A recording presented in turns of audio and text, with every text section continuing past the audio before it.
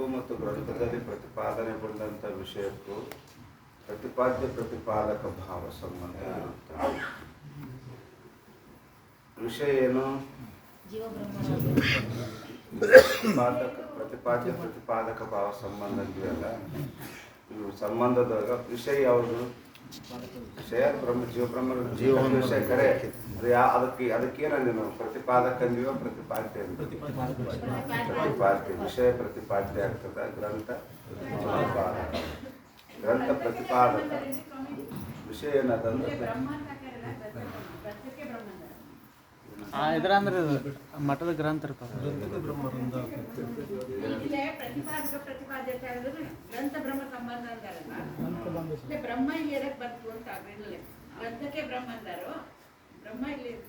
ವಿಷಯ ಬ್ರಹ್ಮ. ಗ್ರಂಥದಾಗ ವಿಷಯ ಹೇಳಿದಂತ ವಿಷಯವೇ ಬ್ರಹ್ಮ. ಗ್ರಂಥದಾಗ ಏನು ವಿಷಯ ಹೇಳಿದಲ್ರಿ, ಅದೇ ಬ್ರಹ್ಮ. ಅದಕ್ಕೆ ಗ್ರಂಥ ಪ್ರತಿಪಾದಕ. ಆ ಗ್ರಂಥದಲ್ಲಿ ಏನು ಹೇಳ್ಯಾರಲ್ಲ ವಿಷಯ, ಆ ಬ್ರಹ್ಮವೇ. ಬ್ರಹ್ಮನ ಒಂದು ವಸ್ತು ಅಲ್ಲ, ಗ್ರಂಥನ ಒಂದು ವಸ್ತು ಸಿಗ್ತದೆ ನಮ್ಮ ಕೈಯಾಗೆಲ್ಲ. ಅದ ಮತ್ತೆ ಇನ್ನೊಂದು ಬೇಕಲ್ಲ, ಸಂಬಂಧ ಕೆರಡು ಬೇಕಲ್ಲ, ಮತ್ತೆ ಅದಕ್ಕೆ ಕಣ್ಣಿಗೆ ಕಾಣಲಾರ್ದದ. ಅದಕ್ಕೆ ಗ್ರಂಥದಲ್ಲಿ ಯಾವ ವಿಷಯವನ್ನು ಕುರಿತು ಪ್ರತಿಪಾದನೆ ಮಾಡಿದೆಯೋ, ಯಾವುದನ್ನು ಕುರಿತು ಪ್ರತಿಪಾದನೆ ಮಾಡಿದೆ? ಬ್ರಹ್ಮವನ್ನು ಕುರಿತು ಪ್ರತಿಪಾದನೆ ಮಾಡಿದೆ. ನಿರ್ಗುಣ ನಿರಾಕಾರವಾದಂಥ ಪರಬ್ರಹ್ಮ ಸ್ವರೂಪಕ ವಸ್ತು ನಿರ್ದೇಶ ರೂಪ ಮಂಗಲ ಮಾಡ್ಯಾರಿಂದ ಆದ್ದರಿಂದ ಆ ಗ್ರಂಥದಲ್ಲಿ ಹೇಳಿದಂಥ ವಿಷಯವೇ ಅಂದರೆ ಬ್ರಹ್ಮನ ಬಗ್ಗೆನೇ ಮಾತಾಡಿದ್ದಾರೆ. ಆದ್ದರಿಂದ ಅದುವೇ ವಿಷಯ ಪ್ರತಿಪಾದ್ಯ ಪ್ರತಿಪಾದಕ ಭಾವ ಸಂಬಂಧ ಇರುತ್ತದೆ. ಆನಂತರ ಎರಡನೇದು ಪ್ರಾಪ್ಯ ಪ್ರಾಪಕ ಭಾವ ಸಂಬಂಧ. ಯಾವ್ಯಾವುದಕ್ಕೆ ಪ್ರಾಪ್ಯ ಪ್ರಾಪಕ ಭಾವ ಸಂಬಂಧ? ಅಧಿಕಾರಿಗೂ ಮತ್ತು ಫಲಕ್ಕೂ. ಅಧಿಕಾರಿಗೂ ಮತ್ತು ಫಲಕ್ಕೆ ಯಾವುದಾದ ಪ್ರಾಪ್ಯ ಪ್ರಾಪಕ ಭಾವ ಸಂಬಂಧ. ಇಲ್ಲಿ ಪ್ರಾಪಕ ಯಾರು? ಅಧಿಕಾರಿ ಪ್ರಾಪಕ ಆಗ್ತಾನ. ಅಧಿಕಾರಿಗೆ ದೊರಕೊಂಡಂಥ ಜ್ಞಾನ ಇರ್ಬೋದು ಅಥವಾ ಆನಂದ ಇರ್ಬೋದು, ಪ್ರಯೋಜನ ಇದೇನದ ಅಂದ್ರೆ ಅದು ಪ್ರಾಪ್ಯ ಫಲ ಪ್ರಾಪ್ಯವಾಗುತ್ತೆ ಅಂತ ಪ್ರಾಪ್ಯ ಪ್ರಾಪಕ ಭಾವ ಸಂಬಂಧ ಹೇಳಿದ್ರು. ಆನಂತರ ಮೂರನೇ ಸಂಬಂಧ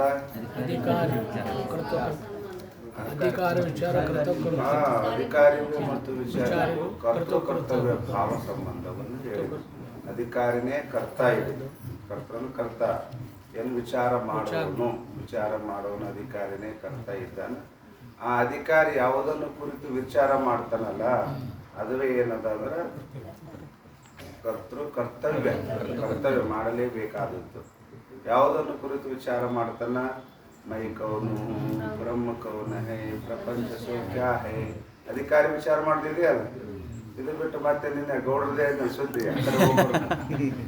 ವಿಚಾರ ಎದ್ರದ್ದು ವಿಚಾರ ಮಾಡ್ಬೇಕು ಅಂತ ಶಾಸ್ತ್ರ ಹೇಳ್ತದ. ವಿಚಾರ ಎದ್ರದ್ದು ಮಾಡ್ಬೇಕು ಅಂದ್ರೆ ಏನು ಭಾಳ ತಲೆ ಕೆಡಿಸ್ಕೊಳ್ಳೋದಿಲ್ಲ, ಬರೇ 3 ವರ್ಷದಿಂದ ವಿಚಾರ ಮಾಡಿದೆ ಅಂತ ಹೇಳಿದ್ರು ಅವ್ರು. ಓಟಿಗಟ್ಟಲೆ ಇಲ್ಲ, ನೀವು ವಿಚಾರ ಮಾಡೋದು 3. ನಾ ಯಾರಿದ್ದೀನಿ ಅನ್ನೋದೊಂದಿಟ್ಟು ವಿಚಾರ ಮಾಡ್ರಿ. ಆನಂತರ ಪರಮಾತ್ಮ ಅಂದ್ರೆ ಯಾರು ಅಂತಂದು ವಿಚಾರ ಮಾಡ್ರಿ.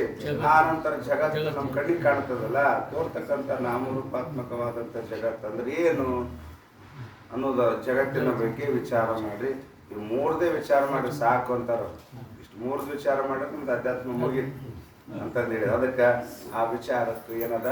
ಕರ್ತೃ ಅಧಿಕಾರಿಗೂ ಮತ್ತು ವಿಚಾರಕ್ಕೂ ಕರ್ತೃ ಭಾವ ಸಂಬಂಧ ಇರುತ್ತದೆ ಅಂತ ಹೇಳಿದ್ರು. ಲಾಸ್ಟ್ ಜನ್ಯಜನಕ ಭಾವ ಸಂಬಂಧ ಹೇಳಿದ್ರು. ಜನ್ಯಜನಕ ಭಾವ ಯಾವ್ಯಾವ್ದ್ರ ಮಧ್ಯದಾಗ ಜನ್ಯಜನಕ ಭಾವ ಸಂಬಂಧ ಹೇಳಿದ್ರು? ಗ್ರಂಥಕ್ಕೂ ಮತ್ತು ಜ್ಞಾನಕ್ಕೂ. ಗ್ರಂಥಕ್ಕೂ ಮತ್ತು ಜ್ಞಾನದ ಮಧ್ಯದಲ್ಲಿ ಯಾವ ಸಂಬಂಧ? ಜನ್ಯಜನಕ ಭಾವ ಸಂಬಂಧ ಇರುತ್ತದೆ ಅಂತ ಹೇಳಿದ್ರು. ಜ್ಞಾನ ಅಲ್ಲ, ಗ್ರಂಥ ಜನಕಾದ, ವಿಚಾರ ದ್ವಾರ ಗ್ರಂಥ ಜನಕ ಆಗ್ತದ. ಅದರಿಂದ ಉತ್ಪನ್ನಪಟ್ಟಂಥ ಜ್ಞಾನ ಜನ್ಯ ಇರುತ್ತದೆ. ಆದ್ದರಿಂದ ಜನ್ಯಜನಕ ಭಾವ ಸಂಬಂಧ. ಇವು 4 ಸಂಬಂಧವೇ ಮೊದಲು ಮಾಡಿಕೊಂಡು ಇನ್ನೂ ಅನಂತ ಸಂಬಂಧಗಳು ಇರುತ್ತವೆ. ಅವೆಲ್ಲವನ್ನು ನೀವೇ ತಿಳ್ಕೋರಿ ಹೇಳಿದ್ರು. ಮತ್ತೆ ಯಾವ ಸಂಬಂಧ? ಟಿಪ್ಪಣಿ ಒಳಗಿಟ್ಟು ಪಂಡಿತ್ ತಮ್ಜರು ಮತ್ತೊಂದು ಸಂಬಂಧವನ್ನು ಹೇಳಿದರು. ಯಾವ ಸಂಬಂಧ? ಸಾಧನ ಸಾಧ್ಯ ಭಾವ ಸಂಬಂಧವನ್ನು ಹೇಳಿದರು. ಯಾವ್ಯಾವ ಮಧ್ಯದಾಗ ಹೇಳಿದರು?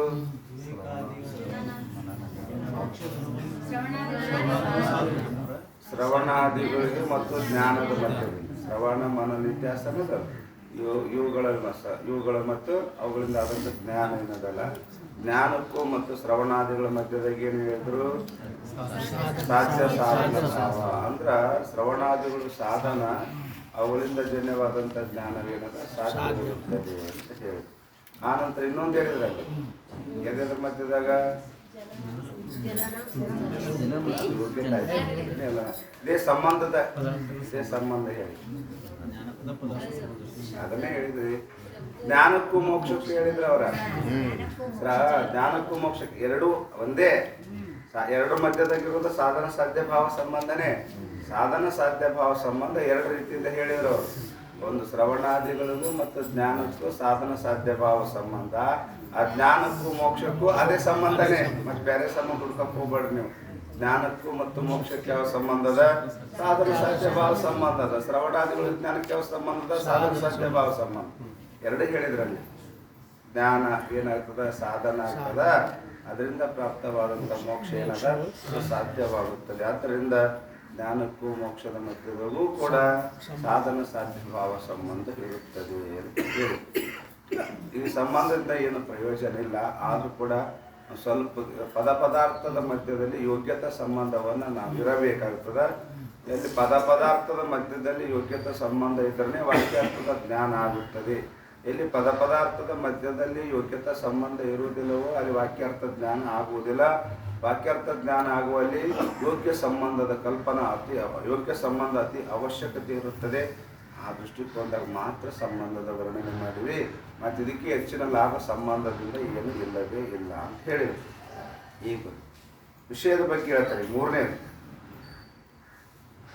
25ನೇ ಅಂಕ ನಂಬರ್ 25 ವಿಷಯ ಅತ ವಿಷಯ ವರ್ಣನ. ಈಗೇನು ಮಾಡ್ತಾರೆ ಅವರು? ವಿಷಯದ ವರ್ಣನೆ ಮಾಡ್ತಾರೆ.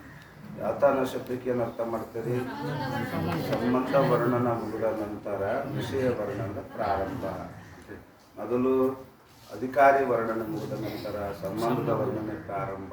ಸಂಬಂಧದ ವರ್ಣನೆ ಮುಗಿದ ನಂತರ ವಿಷಯದ ವರ್ಣನೆ ಪ್ರಾರಂಭ. ಅತ ವಿಷಯ ವರ್ಣನೆ ವಿಷಯ ಹೇಳ್ತಾರೆ ನೋಡಿ. ಗ್ರಂಥಕ್ಕೆ ವಿಷಯ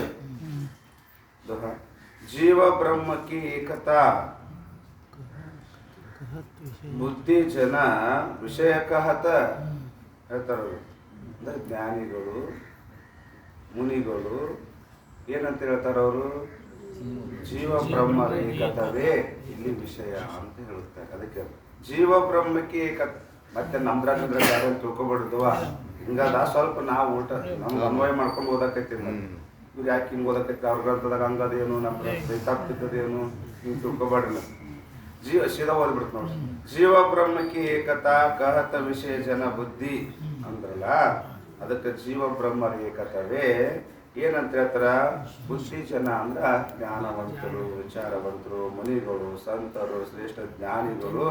ಅವರು ವಿಷಯ. ಎದಕ್ಕೆ ವಿಷಯ? ವೇದಾಂತಕ್ಕನೇ ವಿಷಯ, ಗ್ರಂಥಕ್ಕೂ ವಿಷಯ. ತಿಳ್ಕೊಂಡು ಈ ವಿಚಾರ ಸಾಗರ ಗ್ರಂಥಕ್ಕೆ ವಿಷಯ ಯಾವುದಪ್ಪ? ಜೀವ ಬ್ರಹ್ಮರ ಏಕತವೇ. ಈ ಜೀವ ಬ್ರಹ್ಮರ ಏಕತವೇ ಕೋಟಿ ವೇದಾಂತ ಗ್ರಂಥಗಳಿಗೆ ವಿಷಯ. ಮತ್ತು ಇದು ಒಂದಕ್ಕೆ ತಿಳ್ಕೊಬೇಡ್ರಿ ನೀವು. ಇದು ಒಂದೇ ಗ್ರಂಥಕ್ಕಂತ ತಿಳ್ಕೊಬೇಡ್ರಿ. ಕೋಟಿ ವೇದಾಂತ ಗ್ರಂಥ ಇರಬೇಕು. ಬೇರೆ ಶಾಸ್ತ್ರದ ಬಗ್ಗೆ ಹೇಳಲ್ಲ. ಕೋಟಿ ವೇದಾಂತ ಗ್ರಂಥಗಳಿಗೆ ವಿಷಯ ಯಾವುದದ? ಜೀವ ಬ್ರಹ್ಮರ ಏಕತ. ಅದಕ್ಕೆ ಶ್ಲೋಕಾರ್ಥೇನ ಪ್ರವಕ್ಷ್ಯಾಮಿ ಯದುಕ್ತ ಗ್ರಂಥ ಕೋಟಿಭಿ ಬ್ರಹ್ಮ ಸತ್ಯ ಜೀವೋ ಬ್ರಹ್ಮೈವ ನ ಪರಹ. ಅದೆಲ್ಲ ಜೀವೋ ಬ್ರಹ್ಮೈವ ನ ಪರ. ಜೀವ ಬ್ರಹ್ಮನಕ್ಕಿಂತಲೂ ಬೇರೆ ಇಲ್ಲ. ಅಂದ್ರೆ ಜೀವ ಬ್ರಹ್ಮರ ಭೇದವೇ ಏಟು ಕೋಟಿ ವೇದಾಂತ ಗ್ರಂಥಗಳ ಸಾರದ ಅಂತ ಹೇಳಿದ್ರು ಅವರು. ಅಂದ್ರೆ ಎಲ್ಲಾ ಕೋಟಿ ವೇದಾಂತ ಗ್ರಂಥಗಳಿಗೆ ವಿಷಯ ಏನು? ಜೀವ ಬ್ರಹ್ಮರ ಏಕತ. ತಿನ್ಕೋ ಜೆ ಅಂತರಲಹೆ ನೋಡ್ರಿ. ಯಾರು ಈ ಜೀವ ಬ್ರಹ್ಮರ ಭೇದವನ್ನು ಹೇಳ್ತಾರ, ಭೇದ ಅಂತರ್ಲಹೆ ತೇ ಮತಿಮಂದ ಬುದ್ಧಿ. ಅವರು ಏನಂದ್ರೆ ಬುದ್ಧಿಹೀನರು, ಮೂರ್ಖರು. ಯಾರು ಜೀವ ಬೇರೆ ಬ್ರಹ್ಮ ಬೇರೆ, ಜೀವ ಬೇರೆ ಬ್ರಹ್ಮ ಬೇರೆ ಅಂತ ಹೇಳ್ತಾರಲ್ಲ, ಅವರಂತ ಮೂರ್ಖರು ಜಗತ್ತಿನೊಳಗೆ ಯಾರು ಇಲ್ಲವೇ ಇಲ್ಲ ಅಂದ್ರು. ಹೇಳೋದೇನು ಅವಶ್ಯಕತೆ ಅದನ್ನು? ಆಲ್ರೆಡಿ ಅಜ್ಞಾನದ ವಶದಿಂದ ನಾ ಬೇರೆ ಜೀವ ಬೇರೆ ಅಂತಂದು ಅಜ್ಞಾನ ವಶದಿಂದ ಅದಾನೇ ಅದು. ಮತ್ತೆ ಅದಕ್ಕೆ ಶಾಸ್ತ್ರ ತಯಾರು ಮಾಡಿ ಮತ್ತೆ ಅದು ಜೀವ ಬೇರೆ ಬ್ರಹ್ಮ ಬೇರೆ, ಬ್ರಹ್ಮ ಅದನ್ನ ಹಂಗ ವ್ಯಾಪಕ ಇದ್ದಾನ, ಪೂರ್ಣ ಇದ್ದಾನ, ಮತ್ತೆ ಅವ ಸತ್ಯ ಇದ್ದಾನ, ಇವ ಜೀವ ಏನಿದ್ದಾನ, ಪರಿಚ್ಛಿನ್ನ ಇದ್ದಾನ, ದೇಹ ಉಪಾಧಿ ಇದ್ದಾನ, ಉಪಾಧಿ ರಹಿತ ಇದ್ದಾನಂತ. ಹಿಂಗೆ ಜೀವ ಬೇರೆ ಬ್ರಹ್ಮ ಬೇರೆ ಅಂತ ಹೇಳಿದ್ರಾಗ ಏನು ಪ್ರಯೋಜನ ಅದ? ಅದಕ್ಕೆ ಅವರಂದ್ರು ಯಾರು ಈ ಜೀವ ಬ್ರಹ್ಮರ ಭೇದವನ್ನು ಹೇಳುತ್ತಾರೆಯೋ ಅವರು ಅಥವಾ ಜೀವಬ್ರಹ್ಮರ ಭೇದವನ್ನು ತಿಳ್ಕೊಳ್ಳುತ್ತಾರೆಯೋ ಅವ್ರಿಗೇನಂತ ಕರೆದ್ರೆ ಅವರು ಮತಿ ಮಂದ ಬುದ್ಧಿ ಅಂದ್ರೆ ಮೂಢ ಬುದ್ಧಿ ಅಂತ. ಮಂದ ಎಲ್ಲರಿಗೂ ಬುದ್ಧಿ ಮಂದ ಬೇರೆ ಗೊತ್ತಿಲ್ಲ ಮಂದದ. ಇವ ಶಾಸ್ತ್ರ ಅಭ್ಯಾಸ ಮಾಡಿ ಮೂರ್ಖ ಆಗ್ತದೆ. ಓದ್ಲಾರ್ದ ದಾಡ್ಡ ಇರೋದು ಭಾಳ ಚಲೋ.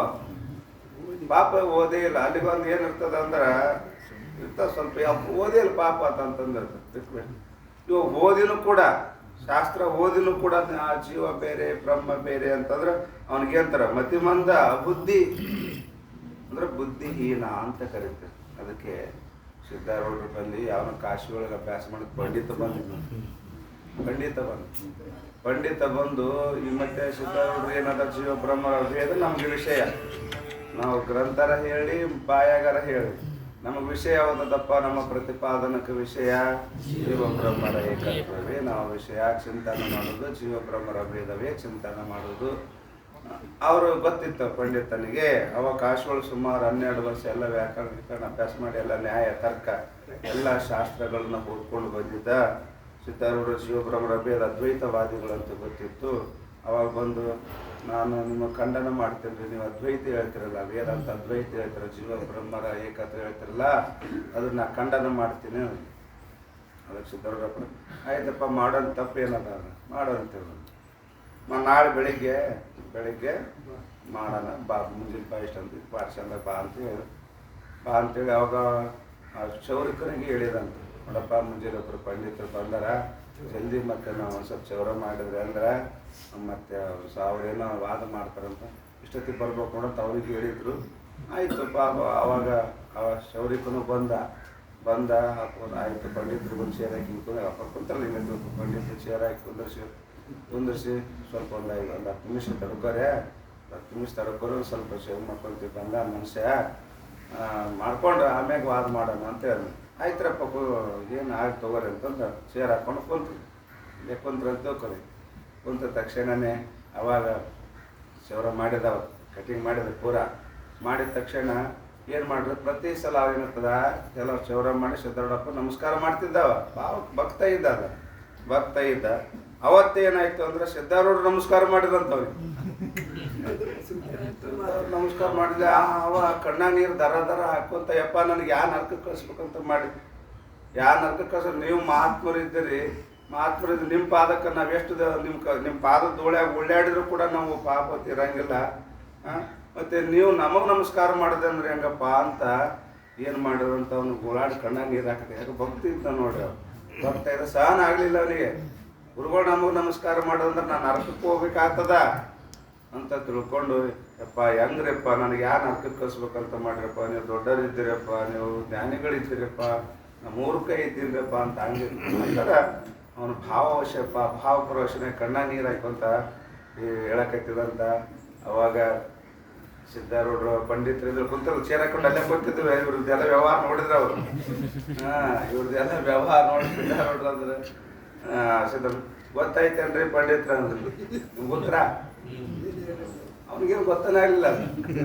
ಅಲ್ಲಪ್ಪ ನೀವು ಮಾಡೋದು ತಪ್ಪ್ರಿ, ಹಂಗೆ ಮಾಡಬಾರ್ದು, ನೀವು ದೊಡ್ಡವರಿದ್ದೀರಿ ಪಾಪ ಏಕೋಚಿತ್ ಮನುಷ್ಯನಿಗೆ ಹಂಗೆ ಮಾಡಿ ಅವನಪ್ಪ ಮನುಷ್ಯನ ನೋವಾಯ್ತು ನೋಡ್ರಪ್ಪ ನೀವು ಹಂಗೆ ಅವ ನಮಸ್ಕಾರ ಮಾಡೋ ಪರವಾಗಿಲ್ಲ, ನೀವು ಅವ್ರಿಗೆ ನಮಸ್ಕಾರ ಮಾಡೋದೇನು. ಅದಕ್ಕೆ ಅವ್ರನ್ನ ಅಲ್ಲಪ್ಪ ನೀನು ವೇದ ಸಿದ್ಧ ಮಾಡ್ತೀನಿ, ನಿಮ್ಮ ಅಭೇದ ಖಂಡನ ಮಾಡ್ತಂತ ಬಂದಿಯಲ್ಲ. ನಮ್ಮ ಶೌರಿಕ ಮನುಷ್ಯ ಯಾವ ಕಾಶಿಗೆ ಹೋಗಿಲ್ಲ, ಯಾವ ವ್ಯಾಕರಣ ಕಲ್ತಿಲ್ಲ, ಯಾವ ತರ್ಕನ ಕಲ್ತಿಲ್ಲ, ಯಾವ ಸಂಸ್ಕೃತನ ಏನು ಕಲ್ತಿಲ್ಲ. ಅವನಿಗೆ ಅದು ಜ್ಞಾನ ಅದ, ನಾ ಬೇರೆ ನೀ ಬೇರೆ ಅನ್ನೋದು. ನೀ ಸಿದ್ಧ ಮಾಡೋದು ಏನದ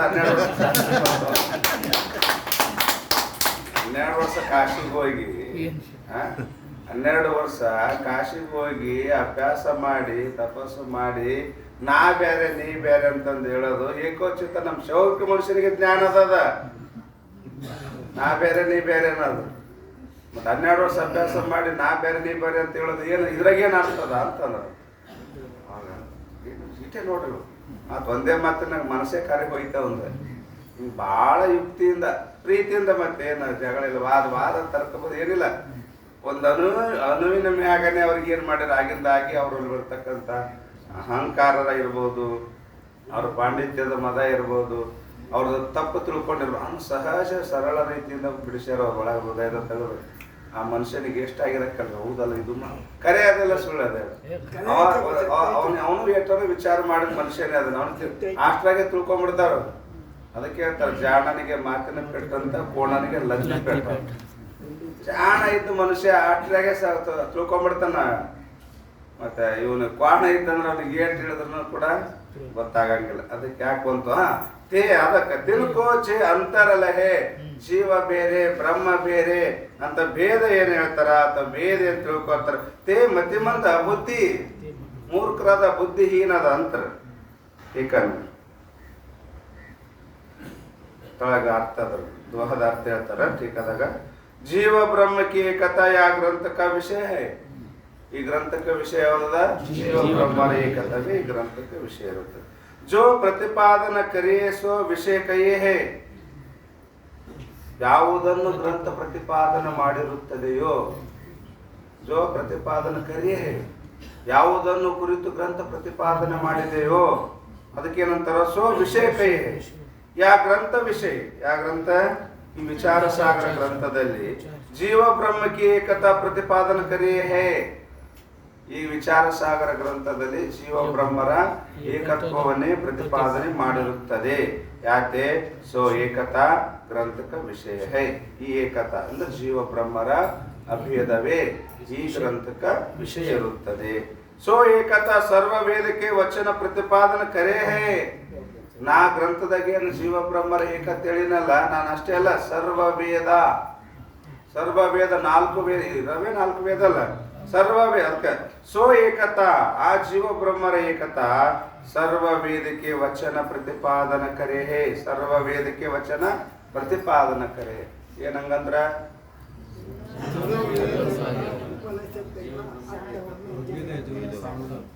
ಸರ್ವ ವೇದಕ್ಕೆ ವಚನ ಪ್ರತಿಪಾದನ ಕರೆ ಹೇ.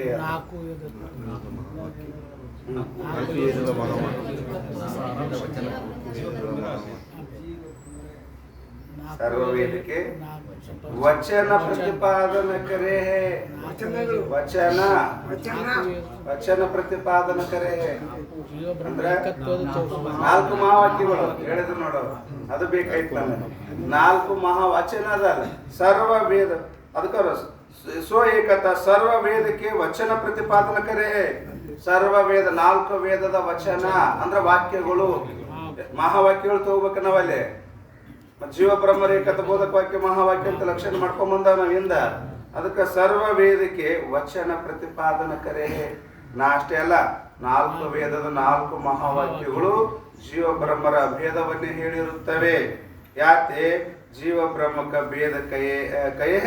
ಆದ್ದರಿಂದ 4 ವೇದಗಳು ಜೀವ ಬ್ರಹ್ಮರ ಏಕತ್ವವನ್ನೇ ಪ್ರತಿಪಾದನೆ ಮಾಡಿರೋದ್ರಿಂದ ಮತ್ತೆ 4 ವೇದಗಳ ಅಭಿಪ್ರಾಯ ಜೀವ ಬ್ರಹ್ಮರ ಅಭೇದ ಅಂತ ಹೇಳೋದದ. ಮತ್ತೆ ಜೀವ ಬೇರೆ ಬ್ರಹ್ಮ ಬೇರೆ ಅಂತ ತಿಳ್ಕೊಂತಿ ಅಂದ ಮೇಲೆ ನಿನಗೇನ್ ಅನ್ಬೇಕು? ಜೀವ ಬ್ರಹ್ಮಕ ಭೇದ ಕಯೇ ತೇ ಪುರುಷ ಶಟ ಹೇ ಅಂದ್ರ ಅಲ್ಲ, 4 ವೇದಗಳು ಹೇಳಕತ್ತ.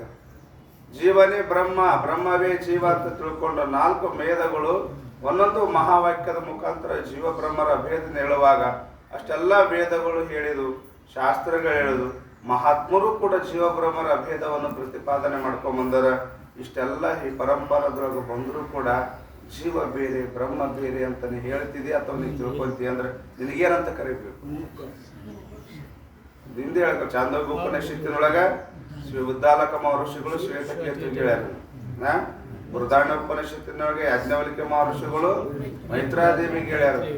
ಗುರು ಪರಂಪರದಾಗ ಎಷ್ಟು ಮಂದಿ ಹಿಂಗಾಗಿರೋ ಗುರು ಪರಂಪರದೊಳಗ ಅಲ್ಲಿಂದ ಹಿಡಿದು ಇಲ್ಲಿ ಪರ್ಯಂತರವಾಗಿ ಎಲ್ಲಾ ಋಷಿ ಮುನಿಗಳು ಈ ವಾಕ್ಯಗಳನ್ನೇ ಚಿಂತನೆ ಮಾಡ್ಯಾರ. ಜೀವ ಬ್ರಹ್ಮರ ಭೇದವನ್ನೇ ಚಿಂತನೆ ಮಾಡ್ಯಾರ, ಜ್ಞಾನ ಪಡ್ಕೊಂಡಿದ್ದಾರ, ಮುಕ್ತರಾಗಿದ್ದಾರಂತಂದು 1000 ಕೋಟಿ ಗಟ್ಟಲೆ ಸಂತ ಮಹಾತ್ಮರ ಹೆಸರುಗಳ ನಿರ್ದೇಶನ ಆಗ್ಯವು. ಇಷ್ಟೆಲ್ಲ ಪರಂಪರದಾಗ ಜೀವ ಬ್ರಹ್ಮರ ಅಭೇದ ಸಿದ್ಧ ಆದರೂ ಕೂಡ ಮತ್ತೆ ಜೀವ ಬೇರೆ ಬ್ರಹ್ಮ ಬೇರೆ ಅಂತ ಅಂದ್ರೆ ಮತ್ತೆ ನಿನಗೇನಂತ ಕರಿಬೇಕು ಅಂತ ನಾನು ಅನ್ನಲ್ಲ, ಅವರು ಅಂತಾರ. ಏನಂದ್ರೆ ತೇ ಪುರುಷ ಶಟ ಹೈ, ವೇದಕ್ಕೆ ವಿರೋಧಿ ಹೈ. ವೇದ ವಿರೋಧಿ, ವೇದಕ್ಕೆ ಏನಂದ್ರ ಅವರು ವೇದ ವಿರೋಧಿ ಅದ, ನಾಸ್ತಿಕ ಅದನ್ನವ. ವೇದ ವಿರೋಧಿ ಆ ನಾಸ್ತಿಕ.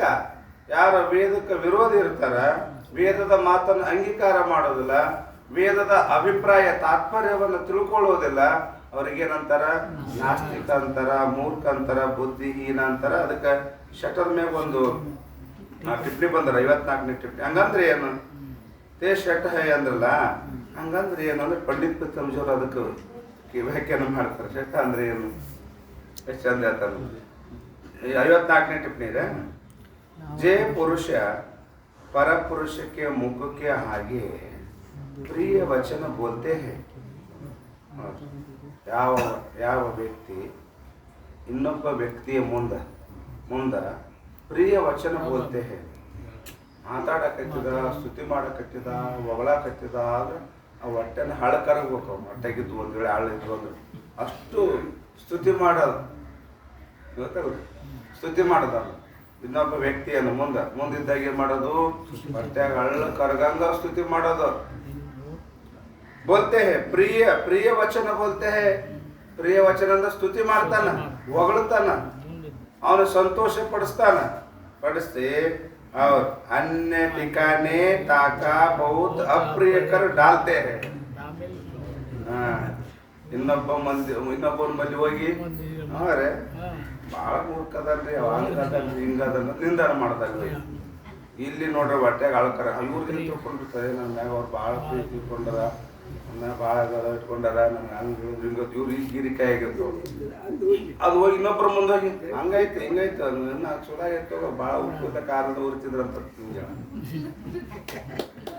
ಏನಂತಾರೆ ಇಂಥ ಮಂದಿಗೆ ಏನಂತಾರೆ, ನಾನೆಲ್ಲ ತಿಳ್ಕೊಬೇಕು. ನಾವು ಯಾವ್ದಾರ ಗಣನೆ ಇದ್ದೇವೆ, ನಿಮಗ ನಾವ್ ಎದುರಾಗ ಗಣನೆ ಅಂದ್ರೆ ನಾವೇ ತಿಳ್ಕೊಬೇಕ್ರ. ಯಾರ್ದೋ ಒಬ್ಬರು ಹೇಳಕತ್ತಿಲ್ಲ, ಅವ್ರು ತಿಳ್ಕೊಬೇಕು. ಶಾಸ್ತ್ರದೊಳಗ ಅವ್ರು ಏನೇ ಹೇಳಿ ಶಾಸ್ತ್ರದೊಳಗ ಅದನ್ನ ನಮಗಾಗಿ ಹೇಳಕತ್ತಾರಂತ ತಿಳ್ಕೊಬೇಕು. ನಾ ಯಾರಿಗೋ ಹೇಳಕತ್ತಾರ ಪುರಾಣದಾಗ, ಅವ್ರ ಹಂಗಾದ್ರು ಇವ್ರ ಹಿಂಗಾದ್ರು. ಇದು ಇನ್ನೊಬ್ರು ಪುರಾಣ ಅಲ್ಲ, ಸತ್ತಾರ ಪುರಾಣ ಅಲ್ರಿ.